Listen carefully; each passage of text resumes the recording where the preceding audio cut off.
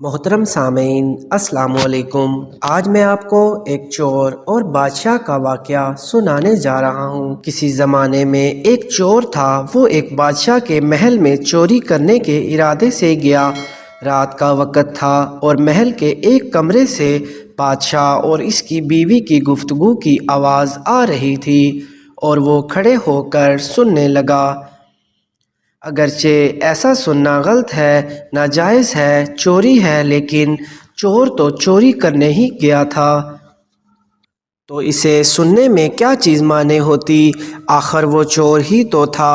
اس چور نے سنا کہ بادشاہ اپنی بیوی سے کہہ رہا ہے کہ میں اپنی بیٹی کی شادی ایسے آدمی سے کروں گا جو نہایت متقی اور پرہیزگار ہو، بہت اللہ والا ہو۔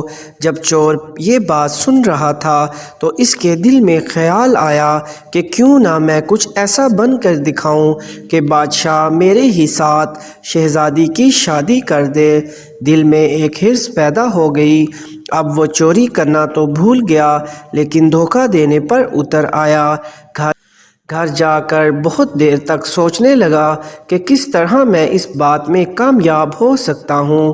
پھر ایک تدبیر اس کی سمجھ میں آئی کہ بادشاہ کے محل کے قریب ایک مسجد ہے، اس میں جا کر بزرگانہ لباس پہن کر دن رات عبادت میں مشغول ہو کر بیٹھ جاؤں تو شاید یہ بات بادشاہ تک ضرور پہنچے گی کہ کوئی آدمی یہاں ایسا متقی پرہیزگار ہے جو دن رات اللہ کی عبادت میں مصروف ہے، تو ہو سکتا ہے کہ بادشاہ کی نگاہ میرے اوپر پڑ جائے اور میں شہزادی سے شادی کے لیے چن لیا جاؤں۔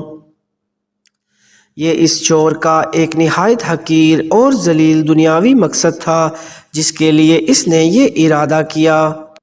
پھر اس نے اپنے پروگرام کے مطابق بزرگانہ لباس و پوشاک اختیار پہن کر اس مسجد میں جا کر نمازوں پر نمازیں، ذکر و تلاوت اور مراقبہ شروع کر دیا۔ دن گزرتے رہے اور لوگوں میں شہرت ہوتی گئی کہ کوئی اللہ کے بہت بڑے ولی یہاں آئے ہیں جو دن رات عبادت کرتے ہیں۔ یہاں تک کہ یہ بات بادشاہ تک پہنچ گئی کہ یہاں کوئی اللہ والے آ کر بیٹھے ہیں، جوان ہیں لیکن تقویٰ و طہارت میں بے نظیر۔ جب بادشاہ کو یہ بات معلوم ہوئی تو انہوں نے اپنے ارادے کے مطابق غور و فکر شروع کر دیا کہ شہزادی کے متعلق جو سوچا تھا اس کے لیے اسی کا انتخاب کیوں نہ کر لیا جائے۔ بادشاہ نے اس سلسلے میں گفتگو کے لیے اپنے وزیر کو بھیجا۔ وزیر اس شخص کے پاس مسجد پہنچا اور باادب ہو کر اس سے کہا کہ میں آپ کی خدمت عالیہ میں بادشاہ کی طرف سے ایک پیغام لے کر آیا ہوں۔ اس نے پوچھا کہ کیا پیغام ہے؟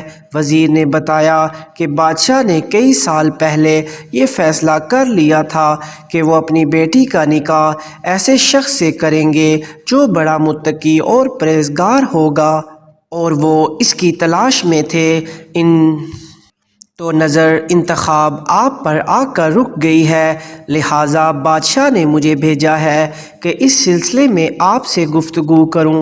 یہ شخص جو دراصل اسی تمنا و آرزو میں یہاں آ کر بیٹھا تھا، بہت دیر تک وزیر کی گفتگو سنتا رہا اور اس کے بعد اس کی آنکھوں سے آنسو جاری ہو گئے۔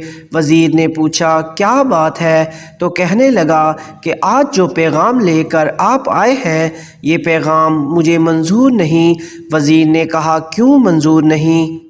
اس شخص نے کہا دیکھیے میں صاف صاف بات آپ کو بتاتا ہوں کہ میں اصل میں ایک چور تھا اور ایک مرتبہ بادشاہ کے محل میں چوری کے ارادے سے گیا تھا۔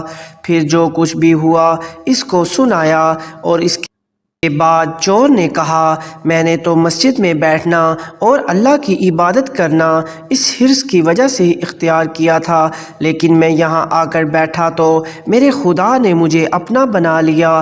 اب بس اس کے بعد مجھے اور کسی کی ضرورت نہیں، میرے لیے میرا خدا کافی ہے۔ بے شک جب عبادت عبادت ہو جائے، نماز نماز ہو جائے، ذکر ذکر ہو جائے اور ہماری دیگر عبادتیں واقعی عبادتیں ہو جائیں تو بے شک یہ نمازیں اور عبادتیں انسان کو برائیوں سے روکتی ہیں۔ اگر آپ کو یہ ویڈیو پسند آئی ہو تو اس ویڈیو کو لائک کر دیں اور اپنے دوست احباب کے ساتھ لازمی شیئر کریں۔ اللہ حافظ۔